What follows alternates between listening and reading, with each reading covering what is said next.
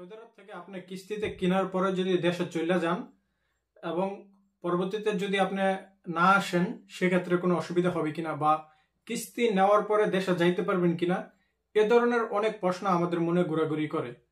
So এই প্রশ্নগুলোর কমেন্টে উত্তর কিন্তু আমি দিয়ে থাকি, কিন্তু তারপরে দেখা যাইতেছে অনেকেই ছোট্ট একটা ইনফরমেশনের জন্য অনেক বড় ক্ষতিপূরণ দিতে হয়।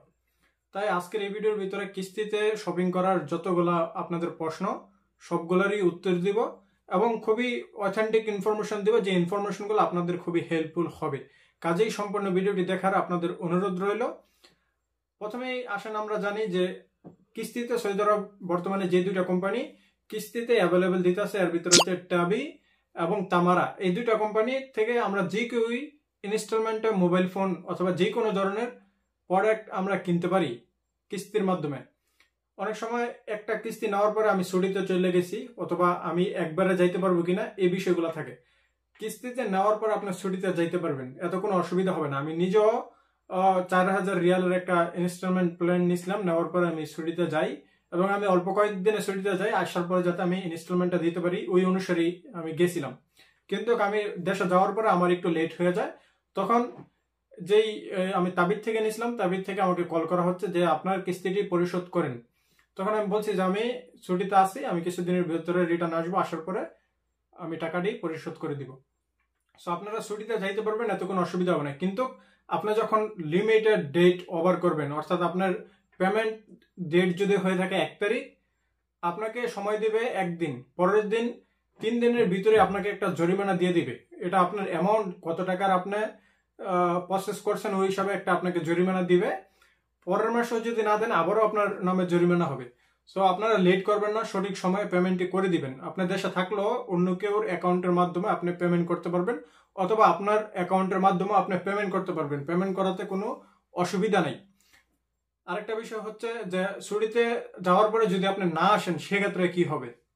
একেবারে তো যাইতে পারবেন না, একেবারে যাওয়ার ক্ষেত্রে আপনাকে এটা পরিশোধ করেই যাইতে হবে, আপনি সম্পূর্ণ টাকা দিয়ে যেতে হবে। কিন্তু আপনি ছুটিতে যাইতে পারবেন। ছুটিতে যাওয়ার পরে যদি না আসেন সেক্ষেত্রে আপনার নামে একটা মামলা করে দিবে। এই মামলাটা আপনার নামে থাকবে এবং আপনি যখন পুনরায় আবার নতুন করে আসতে চাইবেন সেক্ষেত্রে আপনার প্রবলেম হবে। সো অনেকেই কিন্তু এই ভুলটা করছে, আমাকে কয়েকজন অলরেডি কল করছে, ভাই আমি তো কিস্তি নিছি কিন্তু আমি আর সৌদি আরব যাইব না, এখন আমার কি করণীয়।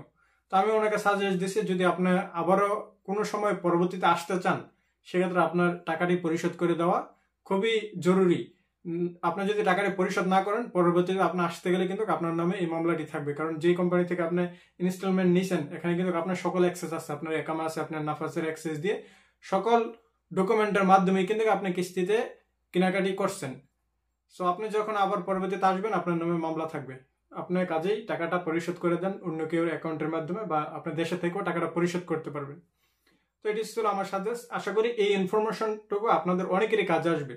আপনারা যখন কোনো কিস্তিতে নেবেন, নেওয়ার পরে দেশের থেকে যদি আপনার ব্যাংক কার্ড কিন্তু সচল থাকবে, আপনি অনলাইনে ট্রানজ্যাকশন করতে পারবেন। আপনার কার্ডে যদি টাকা থাকে আপনারা টাকাটি সঠিক সময়ে পরিশোধ করে দিবেন। যদি সঠিক সময়ে পরিশোধ না করেন, আপনি যদি অপেক্ষা করেন যে আমি আইসা টাকা দিব, সেক্ষেত্রে আপনাকে একটা জরিমানা দেওয়া হবে। জরিমানা বেশি অ্যামাউন্টের না, অল্প কিছু টাকা আপনাকে ওই যে আপনার ডেট ওভার করছেন সেটার জন্য আপনার জরিমানা আসবে। আরেকটা বিষয় হচ্ছে আপনারা এই ইনস্টলমেন্ট কোম্পানির যে অ্যাপ্লিকেশনগুলো রয়েছে তাবি বা তামারা, ওইখান থেকে আপনারা ডেট একটু বাড়াইতে পারবেন। ধরেন আপনার পেমেন্ট মেথড যদি হয় 1 তারিখ আপনাকে পেমেন্টটা দিতে হবে, সেক্ষেত্রে আপনি ওইখানে 14 দিনের একটা এক্সট্রা ডেট নিতে পারবেন। এর জন্য আপনাকে টাকা দিতে হবে, বিনামূল্যে দিবে না, 14 দিন, যে আপনি আরো 14 দিন সময় চাচ্ছেন এই পেমেন্টটা দেওয়ার জন্য। এর মানে এই নয় যে সবগুলো পেমেন্ট, শুধু এই পেমেন্টটা, মানে 4টা ইনস্টলমেন্ট প্ল্যান নিতে পারেন 4 মাসের। ধরেন 1 তারিখ আপনাকে 1000 টাকা দিতে হবে এবং সামনের মাসে আবার 1000 টাকা দিতে হবে। আপনি 4000 টাকার মালামাল কিনছেন, ওই 1 তারিখে যদি আপনি পেমেন্ট দিতে না পারেন সেক্ষেত্রে আপনি আরো 14 দিন এক্সট্রা টাকাটা, আরো 14 দিন এক্সট্রা সময় নিতে পারবেন টাকার বিনিময়ে।